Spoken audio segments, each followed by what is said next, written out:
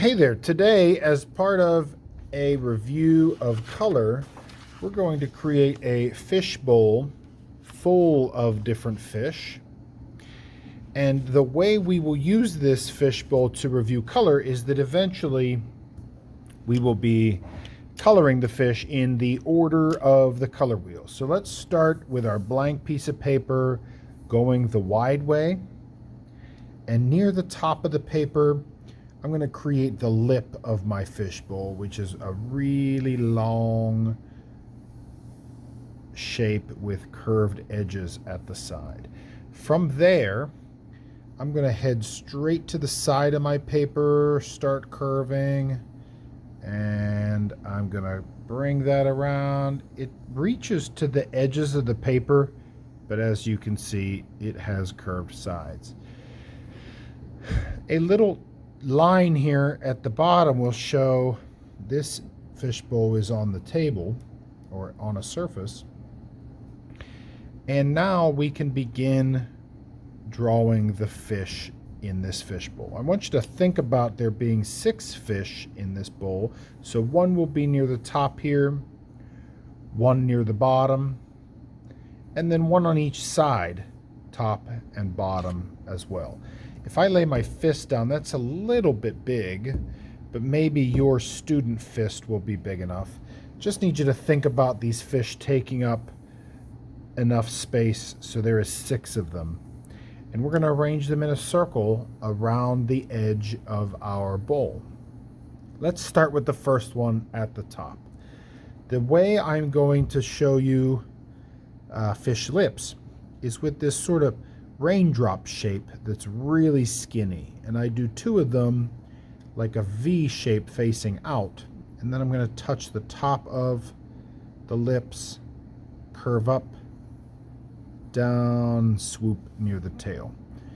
I'm going to do the same at the bottom. It's the same type of line in reverse or upside down, and then the back here of my tail I'm going to bump in on both sides to create a tail on that fish. Nice large eye with 2 circles.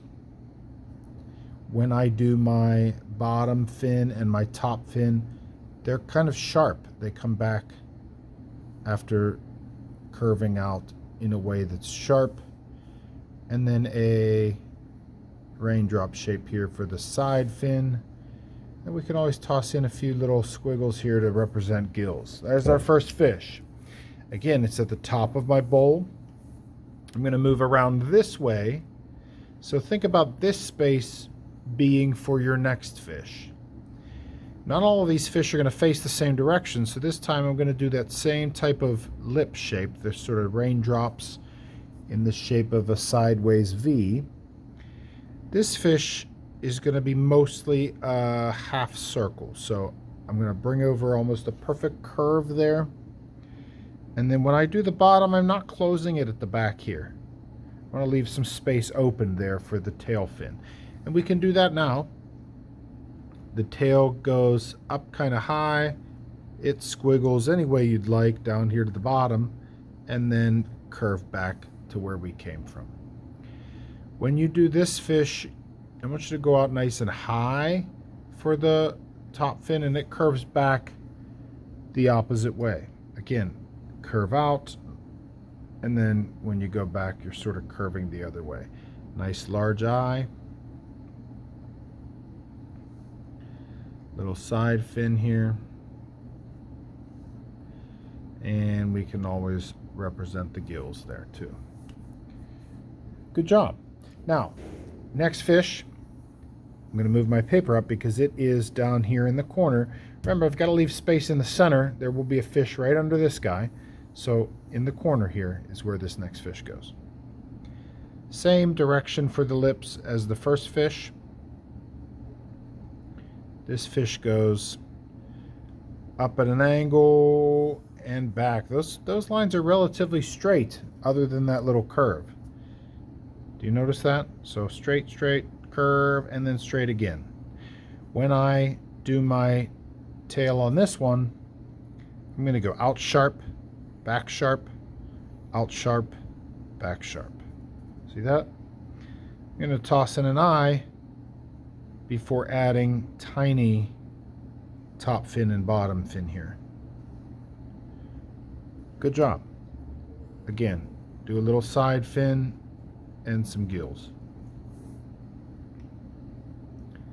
For my next fish that is below this guy in the center, I'm going to repeat this more circular fish. Kind of looks like an angelfish to me.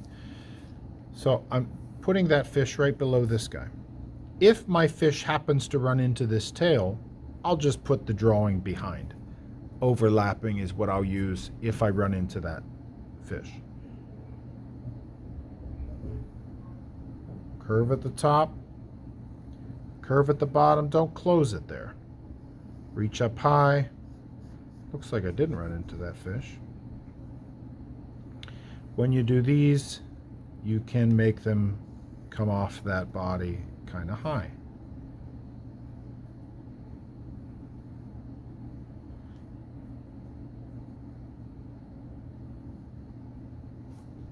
There we are. We've got 2 left. Try to see how I can continue to invent fish shapes here. Let's try, for this one that goes in the bottom corner here, let's try to do a more long, skinny fish here. Curves that way, tiny tail.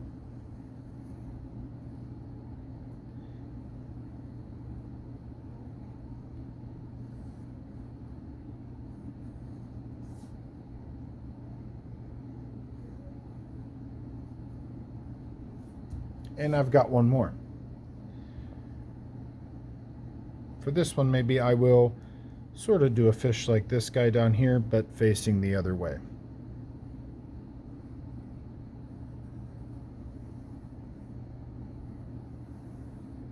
Maybe this time, instead of that tail shape, I'll do kind of like a C shape and turn that into like a moon there. See how I did that?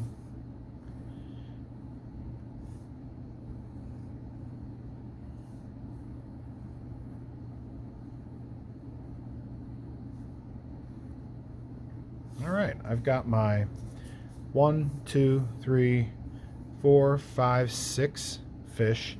And I told you at the beginning of this drawing lesson that this would be a chance for us to explore the color wheel. And the way that we're going to do that is to bring out the primary colors first. So regardless of what you're using, don't mind if you're using crayons, markers, whatever you've got over there is fine with me. Let's start with yellow at the top.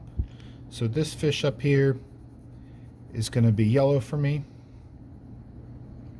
I'm going to leave the eyes and leave the fins because rarely do you see a fish that's truly all one color from front to back, top to bottom. There are other colors in fish, so we're going to leave some parts for us to add some interest later. So again, I'm coloring the body of the fish. I'm going to leave the eye. I'm going to also leave the lips. I've got that one done yellow. If I'm coming around my wheel, I need to skip a fish before coloring blue. Again, when I bring in my next primary color, which is blue,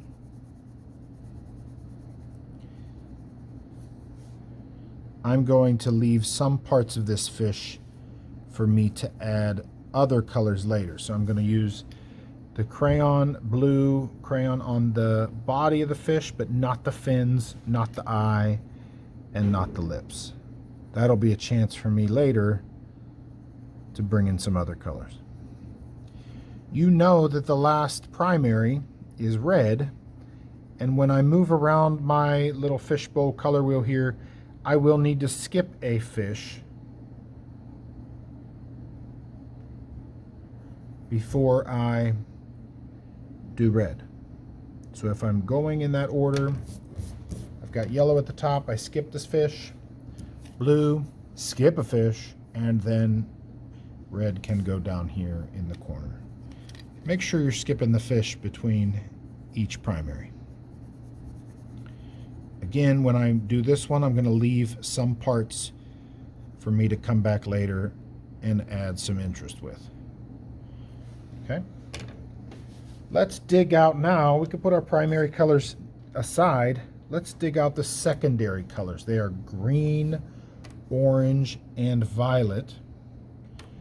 You should know this, but the secondary colors go between the primary colors that make them when they're mixed. So my violet is going to go between red and blue, because when red and blue are mixed, I get violet. On the color wheel, I'm going to put orange between red and yellow. After all, when red and yellow are mixed, it creates orange. That's where orange belongs. And the last one being green here, which is the first one I'll color, goes between yellow and blue, because when yellow and blue mix, they create green. After I color all of these, I'm going to say goodbye to you in the video and allow you to be free to finish your bowl. Perhaps you want to add some other things like pebbles at the bottom of the bowl. Maybe you even want to go so far as to color the full background, showing some blue water, or often when you see a fish tank, there are other little pieces of sea life or sea plants in the aquarium or fish bowl. And of course, we already talked about this, you can come back on top of all of these fish and add some additional colors. Rarely do we see a fish that's solid yellow, so you can come back and do some other work there. Again, this is my last secondary color. Orange is placed between red and yellow because when red and yellow mix, they create orange. I hope you had fun with this little color review here. Not a bad little drawing either. Chance to do some fish drawings, which is a nice skill to have anyways. But also to review the primary colors, red, yellow, and blue, are featured in our artwork here, and then the secondary colors are laid out between the primary colors that make them. So blue and yellow makes green, red and yellow makes orange, the last one being blue and red make violet. Have fun finishing the rest of your fishbowl. Things like a little water line here at the top might be something you could add. Maybe there are pebbles or sand at the bottom of your fishbowl. And I told you maybe there's some fish or some aquarium sea plants growing in here. Maybe there's even some coral, which has kind of a wild shape when it grows. No matter what you're interested in adding to your fishbowl or little aquarium here, our purpose in drawing this was to review the color wheel, a very important tool that artists know about. Thanks for drawing along with me today, and have fun.